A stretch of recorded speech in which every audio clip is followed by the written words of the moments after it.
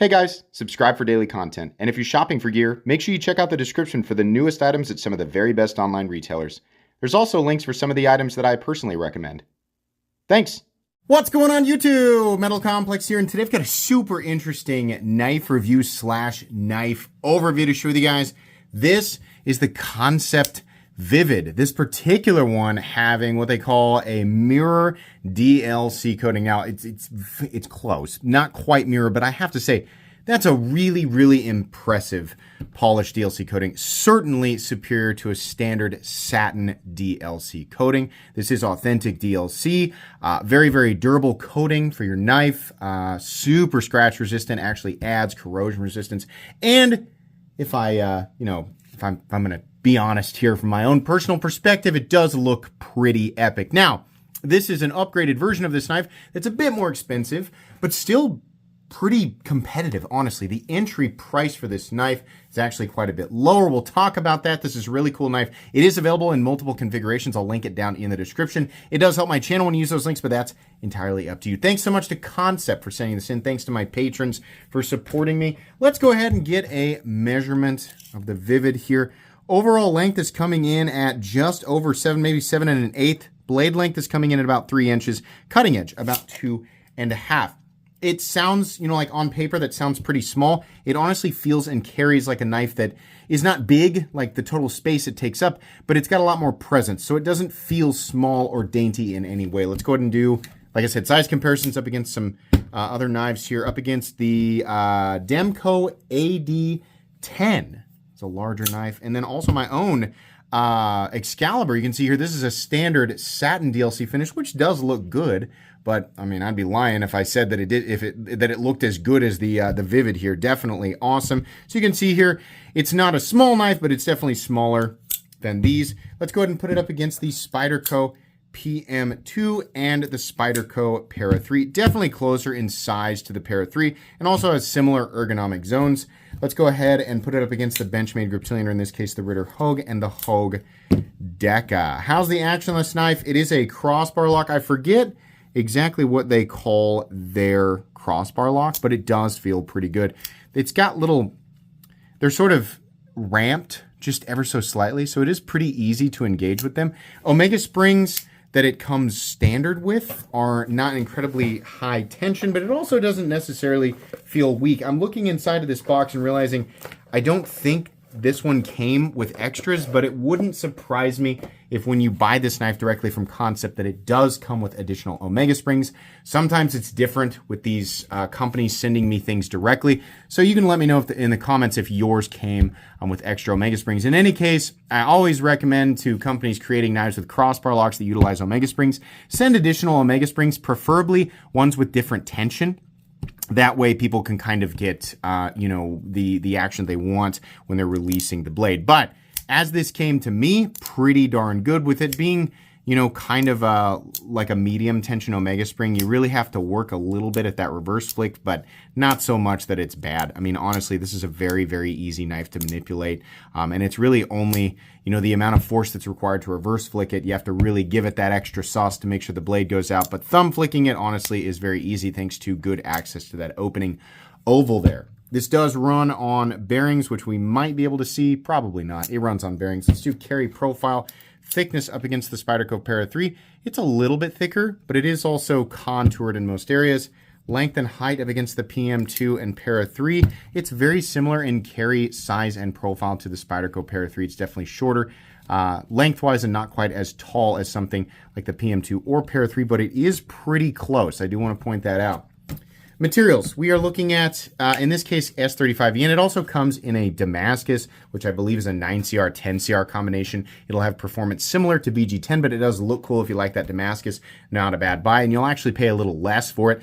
The standard premium versions of this come in S35EN, either coated or non-coated. This one, of course, is the Mirror DLC. And we have the Purple Haze Fat Carbon and Titanium for the frame, which is pretty cool. I don't know. I think there's probably a little tiny bit of steel in here just for the housing for the crossbar lock, but everything else should be titanium. Yeah, you can actually see it.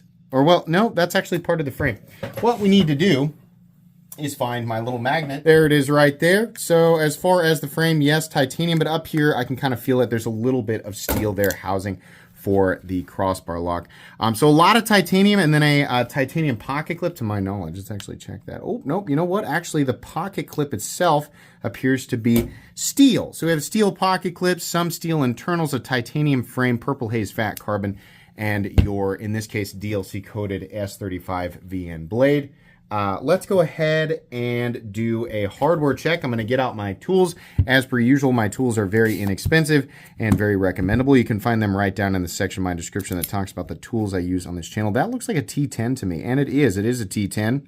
And then I think, actually, these body screws are going to be a T8. You'll just have to... Oh, wait, that's the 9. I'm sorry about that. Of course, 9 comes before 10. T8 for the body screws, which is really nice. I feel like Kansept loves the T6 screws, and in fact, they still do for that little pocket clip. I'm thankful that you can flip that pocket clip around for lefty carry, as you should, considering this is an ambidextrous locking system, but I would have been overjoyed to see that that was also T8. In any case, no big deal. As long as you have the right tools for the job, you should be good to go. But you should also note that this is a crossbar lock with Omega springs, so it can be a little bit frustrating if it's your first time doing it. Let's go ahead and weigh it. So we've already gone over materials here. I bet this weighs somewhere between 3.5 and 4 ounces. And I'm correct, 3.8 ounces, which isn't bad for a 3-inch blade. Balance is probably going to be slightly butt heavy. Yeah, it is, just a little bit, but not bad. Honestly, pretty darn good. Meat and potatoes time. What a cool looking knife. Honestly, I really hope that Kansept continues to do this. Like make this an option for their standard knives. In fact, at the time that you're watching this video, it wouldn't surprise me if they have multiple models with this as an option. It is incredibly similar to, no surprise, but it's incredibly similar to what Kaiser does with their near mirror DLC. Now, again, it's not an actual mirror. I do have some mirror DLC in my collection, and this is not quite there, but it is exceptional, especially considering this is a production knife. This is amazing. Usually a finish like this is not something that you can get for anything less than what, like a lot of mid-techs and semi-customs would cost you.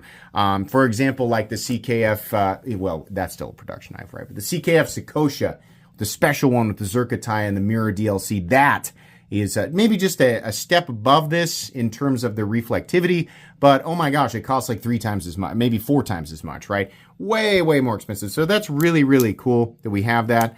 Outside of that, it's like a typical sort of like Wharncliffe non-flipper design that's very ergonomic focused. I really wish that they had put some jimping up here, but that's okay. Truthfully, this knife is ridiculously comfortable. And honestly, this is the type of knife that I like to EDC with kind of like right around well, truthfully, I like to put larger knives in my pocket just because I'm like, ooh, big knife, cool, right? But when it comes down to convenience, a 3-inch blade that's sort of Wharncliffe-y with the dropped nose so I can do draw cuts and things like that and still cut and slice always makes me really, really happy. You can see here that this is a Lundquist design with that little down arrow. If you're looking at the smudges there, what looks like discoloration, it's just what happens when you sort of touch the blade and you've got like hand oils on there. You can see what happens there. So I know that's going to bother some of you, but that is something to keep in mind, though. If that bothers you, like if you touch this blade a lot or as you deploy it, you are going to get little smudges on there and you're going to have to wipe it off.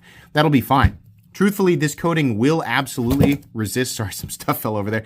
It will resist scratching and things like that, but eventually it will mark up. Even DLC is not completely, immune to scratching, but it is really, really scratch resistant. So most of the time, if you're cutting something with this and you find a little mark on the DLC, most of the time it's actually that material being pulverized against the super hard DLC coating, and eventually it will clean off. But, if you decide to go out and cut your driveway, it's probably going to mark up. So just be aware of that. It's not an invincible coating or anything like that.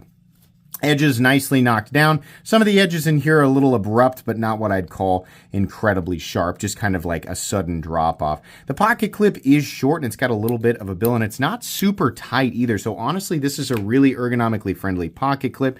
As far as the blade goes, the beautiful finish is kind of broken up by the Kansept logo there, and it's got that code and some others like... I wish it didn't have all this stuff all over it, but it does. It would be much more beautiful without it, but I can kind of understand why they put it there.